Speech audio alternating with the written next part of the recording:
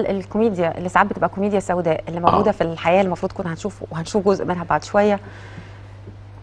بتتابع البرلمان مثلا؟ مش كسياسه، بتتابع البرلمان كمشاهد كاحداث؟ البرلمان لذيذ. لذيذ. طب نشوف مشهد، مش عارفه اذا كان لذيذ ولا لا، نشوف. ده مشهد ايه؟ شافني معلم كمل لما لقاني بقول يا وي.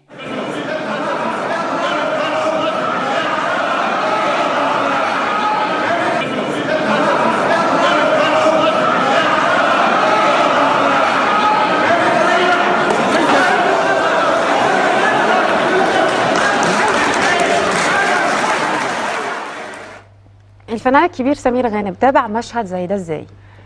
والله انا يعني شفته، يعني ما ضحكتش، يعني زعلت.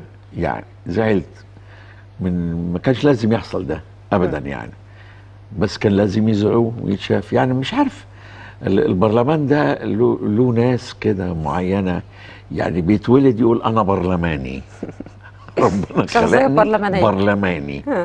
ما ينفعش في اي وظيفه تاني لحد ما يمشوه. بتبقى مواصفاته ايه البرلماني ده؟ ما اعرفش اللي حضرتك شفتيه. بس حضرتك قلت لي لما سالتك على البرلمان قلت لي لذيذ. مين البرلمان؟ يعني هو هقول لك حاجه، يعني هو ماشي مع موجه المسارح اللي موجوده دلوقتي. يعني يعني في ناس ممكن تحجز في البرلمان، يعني لو لقوا مكان يعني. بس هو هدد، المسائل هدد دلوقتي. طبعا هدد كتير، بس عشان لسه في الاول وبقالنا فتره، كله هيتصلح، كله هيتصلح وكل واحد هيعرف حدوده ايه. ده حقيقي يعني. ربنا يهديهم، احنا كل حاجه عايزينها لمصلحه البلد. ايه اكتر حاجه بتزعج حضرتك لما بتشوفها وحضرتك بتتفرج على البرامج وبتتابع اللي بيحصل والاحداث؟ ايه اللي بيزعجك؟ اللي بيزعجني والله انا